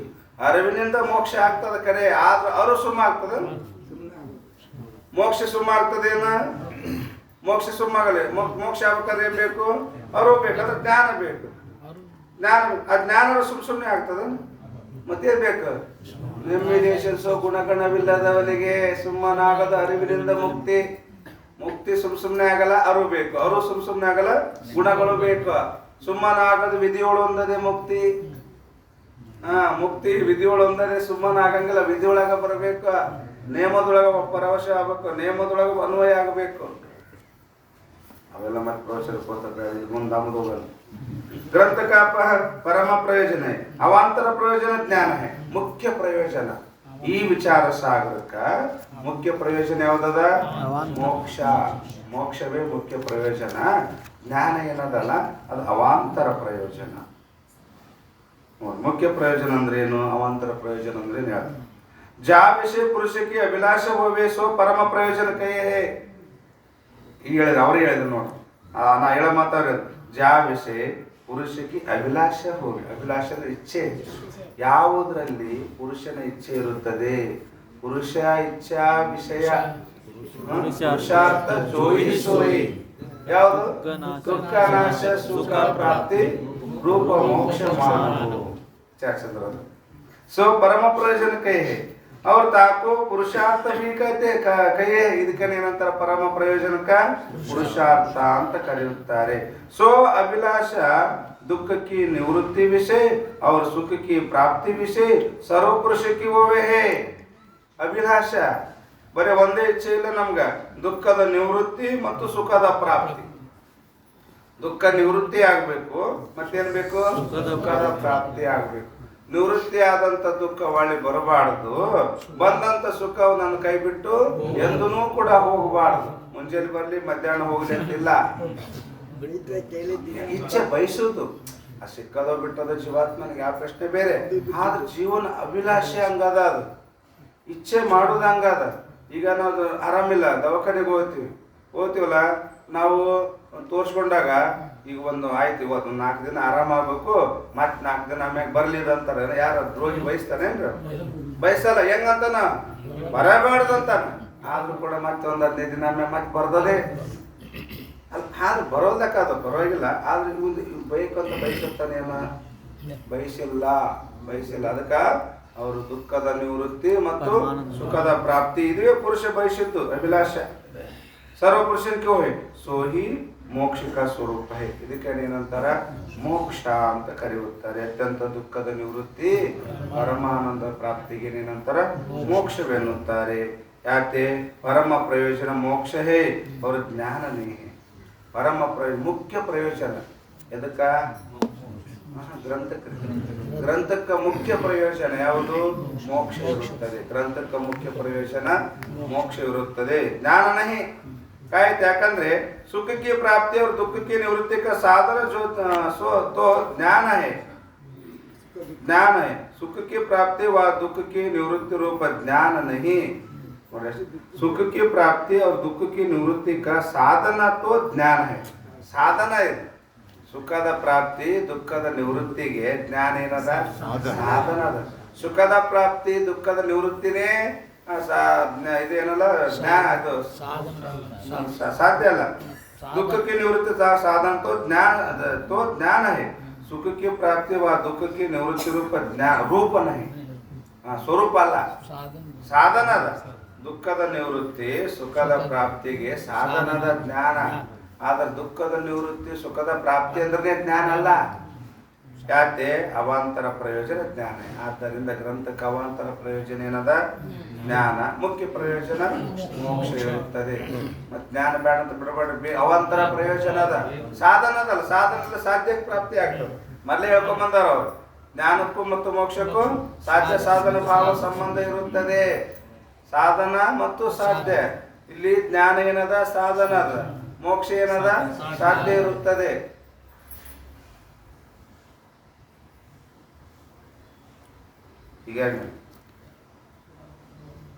जहाँ वस्तु द्वारा परम प्रयोजन की प्राप्ति होवे सो अवांतर प्रयोजन कहे. लक्षण ಮಾಡಿ. ಅವಾಂತರ ಪ್ರಯೋಜನ ಅಂದ್ರೆ ಮುಖ್ಯ ಪ್ರಯೋಜನ ಅಂದ್ರೆ ಏನು? ಯಾವುದರಲ್ಲಿ ಪುರುಷನ ಅಭಿಲಾಷೆ ಇರುತ್ತದೆಯೋ ಅದುವೇ ಮುಖ್ಯ ಪ್ರಯೋಜನ. ಅವಾಂತರ ಪ್ರಯೋಜನ ಅಂದ್ರು ಜಾ ವಸ್ತು ದ್ವಾರ, ಯಾವುದರ ಮುಖಾಂತರವಾಗಿ ಪರಮ ಪ್ರಯೋಜನಕ್ಕೆ ಪ್ರಾಪ್ತಿ ಹೋವೆ, ಯಾವ ವಸ್ತುವಿನ ಮುಖಾಂತರವಾಗಿ ಪರಮ ಪ್ರಯೋಜನ ಪ್ರಾಪ್ತವಾಗುತ್ತದೆಯೋ. ಈ ಗ್ರಂಥದ ಪರಮ ಪ್ರಯೋಜನ ಯಾವುದು? ಮೋಕ್ಷ. ಈ ಮೋಕ್ಷ ಯಾವುದರಿಂದ ಸಿಗುತ್ತದೆ ಅಂತ ಹೇಳ್ಯಾರ ಅವರು? ಜ್ಞಾನದೇವತ ಕೈವಲ್ಯಮ್ಮ. ಜ್ಞಾನದಿಂದನೇ ಮೋಕ್ಷ ಆಗ್ತದಲ್ಲ. ಅದಕ್ಕೆ ಅಂತಾರ ಅವರು ಇಲ್ಲಿ ಅವಾಂತರ. ಯಾವ ವಸ್ತುವಿನ ಮುಖಾಂತರವಾಗಿ ಪರಮ ಪ್ರಯೋಜನ ಪ್ರಾಪ್ತವಾಗುತ್ತದೆಯೋ ಸೋ ವಸ್ತು ಅವಾಂತರ ಪ್ರಯೋಜನ ಕೈಯೇ. ಅಂತದ್ದು ಯಾವುದು? ಐಸಾ ಜ್ಞಾನ ಹೇ. ಜ್ಞಾನ ದ್ವಾರನೇ ಮೋಕ್ಷ ಸಿಗುತ್ತದೆ. ಅದಕ್ಕೆ ಅವರು ನಂಬು ಜ್ಞಾನವನ್ನೇ ಕರ್ಮವೆಂಬ ಜಾಲಗೊಳಿಸಲಿಕ್ಕೆ ನಂಬರಿಸದಿರು. ಯಾಕ? ಜ್ಞಾನದಿಂದನೇ ಪರಮ ಪ್ರಯೋಜನ ಪ್ರಾಪ್ತವಾಗುತ್ತದೆ. ಕಾಯ್ತು. ಯಾಕಂದ್ರೆ ಗ್ರಂಥಕರಿಕೆ ಜ್ಞಾನ ದ್ವಾರ ಮುಕ್ತಿ ರೂಪ ಪರಮ ಪ್ರಯೋಜನಕ್ಕೆ ಪ್ರಾಪ್ತಿ ಹೋವೆ ಹೇ. ನೋಡ್ರಿ ಹೆಂಗಂತಾರು? ಗ್ರಂಥಕರಿಕೆ. ಈ ಗ್ರಂಥ ವಿಚಾರ ಸಾಗರ ಎಂಬ ಗ್ರಂಥವನ್ನ ಯಾರು ಅಧ್ಯಯನ ಮಾಡ್ತಾರ, ವಿಚಾರ ಮಾಡ್ತಾರ, ಅವ್ರಿಗೆ ಏನಾಗ್ತದ? ಜ್ಞಾನವಾಗುತ್ತದೆ. ಮತ್ತೆ ಅಭ್ಯಾಸ ಮಾಡೋದಕ್ಕೆ ಜ್ಞಾನ ಆಗ್ತದೆ.